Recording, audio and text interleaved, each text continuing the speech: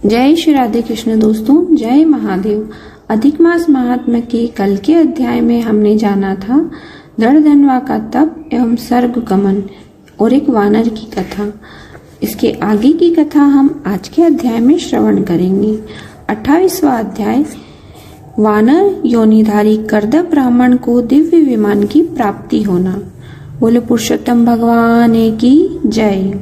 श्री नारायण जी बोले, उन वचनों को सुनकर चित्रगुप्त बोले, यह प्रथम लोभ में पड़ा, इसलिए पहले यह प्रेत बने, बाद में वानर, और उनके अनंतर में अनेकों नरकों को भोगने का दुख दूंगा।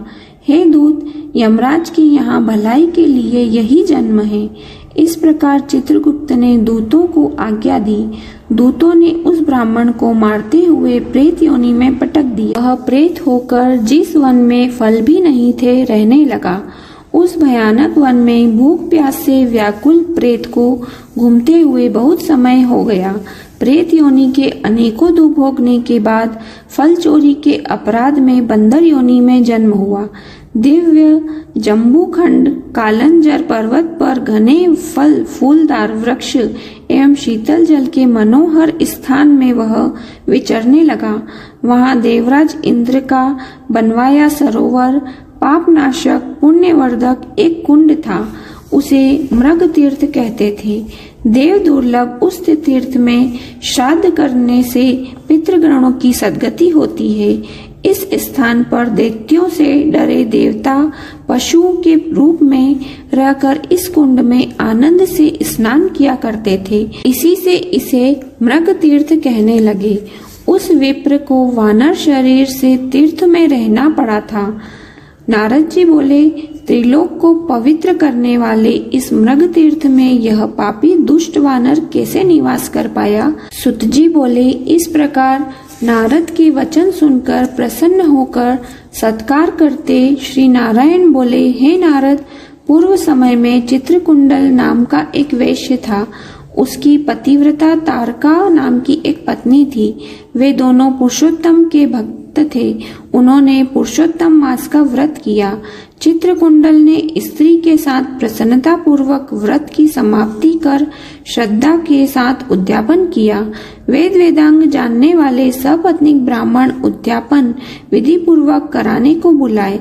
हे नारद, पैसे का लोभी ब्राह्मण भी वहां पहुंचा। उद्यापन विधि पूरी हो जाने पर चित्रकुंडल ने सपत्नीक ब्राह्मणों को खूब दान दक्षिणा देकर प्रसन्न किया तथा उसने प्रसन्न होने पर बहुत दक्षिणा दी।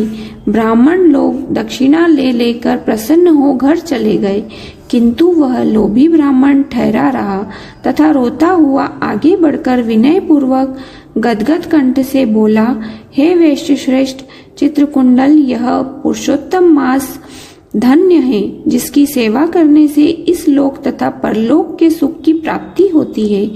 आप भगवत भक्त हैं। आपने विधि पूर्वक भली भांति पुरुषोत्तम व्रत किया है और ब्राह्मणों को बड़ी प्रसन्नता से खूब दान दिया है, किंतु मुझ भाग्यहीन को क्यों नहीं दिया? इस प्रकार उसके कहने पर उसने इस कंजूस को भी बहुत सा धन दे दिया और उस ब्राह्मण ने प्रसन्नता पूर्वक उस धन को धरती में गाड़ दिया और वहां रहकर श्री पुरुषोत्तम मास की पूजा देखता रहा। धन के लोभवश ही इस मास की प्रशंसा की। पुरुषोत्तम मास पूजा को देखने एवं स्तुति करने के पुण्य से चाहे वह धन के लोभ में ही की थी, उसका जन्म मृग तीर्थ में हुआ। सुत जी बोले, अच्छे तीर्थ के दर्शन, स्तुति तथा सेवन करने से चाहे वह लोभ से ही किए गए हों, उस दुष्ट वानर को श्रेष्ठ तीर्थ का सेवन प्राप्त हुआ। हे ब्राह्मणों, पुरुषोत्तम देव का जो स्त्री सहित आदर पूर्वक श्रद्धा से दर्शन, स्तुति आदि करते हैं, उनके पुण्यों का क्या कहना? नारद जी बोले, हे ब्राह्मण, शीतल जल एवं मनोहर सघन वृक्षों से सुशोभित इस वन में उसके रहने का कारण कहिए।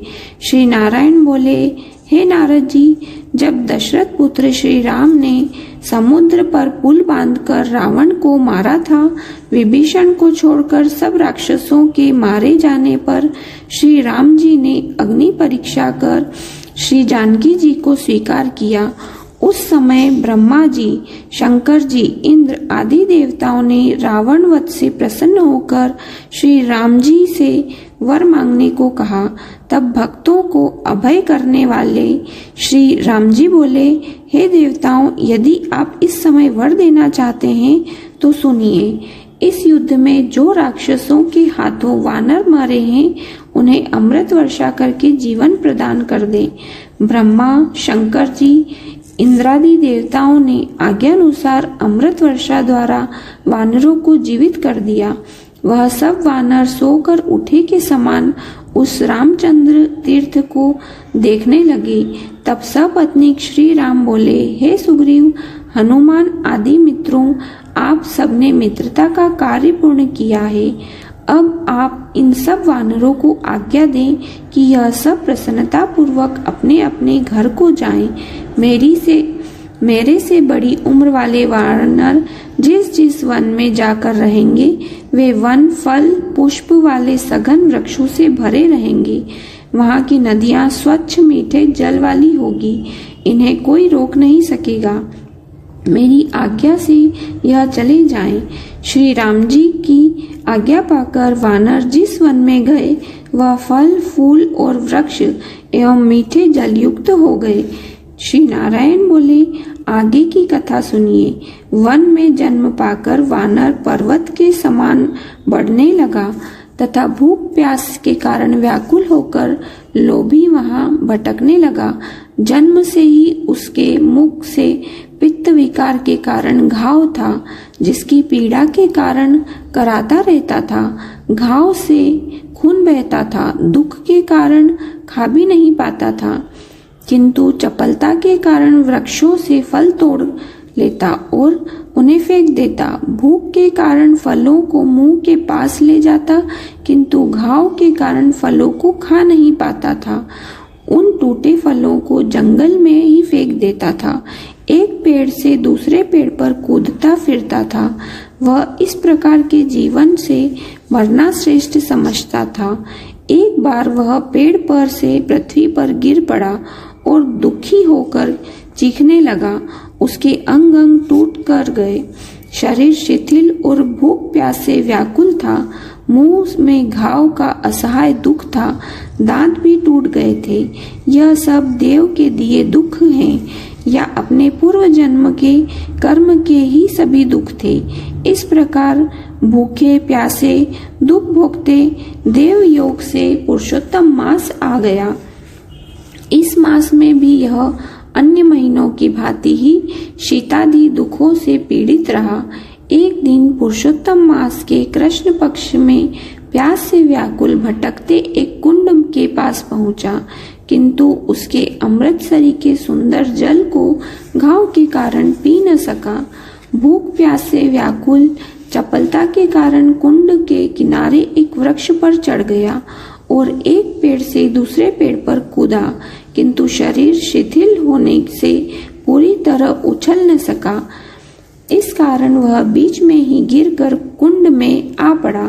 बहुत दिन से भूखा रहने से शक्तिहीन क्षीण हो गई चुकी थी। निर्बलता के कारण उस कुंड से निकल भी न सका, दुर्लभ हो गया तथा 4 दिन उसी में पड़ा रहा। कृष्ण पक्ष की दशमी से 4 दिन तक वह उसमें ही लोटपोट होता रहा। 5वें दिन दोपहर के समय उसके प्राण निकले। तीर्थ जल में भीगने के कारण उसके सब पाप निवृत्त हो गए। वह उसी समय नील कमल सदृश श्याम वर्ण दिव्य भूषणों से भूषित शरीर में दिखने लगा। उसी समय एक विमान जिसमें भगवत भक्त पार्षद बैठे थे वहां आकाश से उतरा। मेरी मृदंग वीणा आदि की ध्वनि उसे सुनाई देने लगी। विमान में अप्सराएं नृत्य तथा गंधर्व किन्नर गाना बजा रहे थे। इस प्रकार वह दिव्य देवहारी वानर देखकर अत्यंत आश्चर्य करने लगा कि ओह, कहाँ तो मेरे जैसे पापी और कहाँ ये सुख। यह सुख तो किसी महान पुण्यात्मा के लिए है। उसी समय एक अप्सरा ने आकर चंद्र समान छत्र उनके ऊपर लगाया और अन्य अप्सराएं भी आनंद से उस पर चंबल आदि झलने लगी। इस तरह का अपने सामने वैभव देखकर वह बड़ा आश्चर्य करने लगा तथा चित्र लिखित सा हो गया। यह विचार करने लगा कि मैं तो अत्यंत पापी था, फिर यह कौन से पुण्य का फल है। श्री नारायण बोले, इस प्रकार तरह तरह के विचार करते हुए सुखदायक विमान को देखकर उसे बड़ा ही आश्चर्य हो रहा था। तब भगवत पार्षद ने उसके हृदय की दुर्बलता को जानकर हाथ जोड़ विनय पूर्वक प्रणाम किया। उस वानर शरीर त्याग कर सुंदर शरीरधारी के सामने खड़े होकर प्रेम पूर्वक कहा, जय श्री राधे कृष्ण। दोस्तों, पुरुषोत्तम भगवान की जय। आज का अध्याय यहीं समाप्त होता है। इसके आगे की कथा हम कल के अध्याय में श्रवण करेंगे।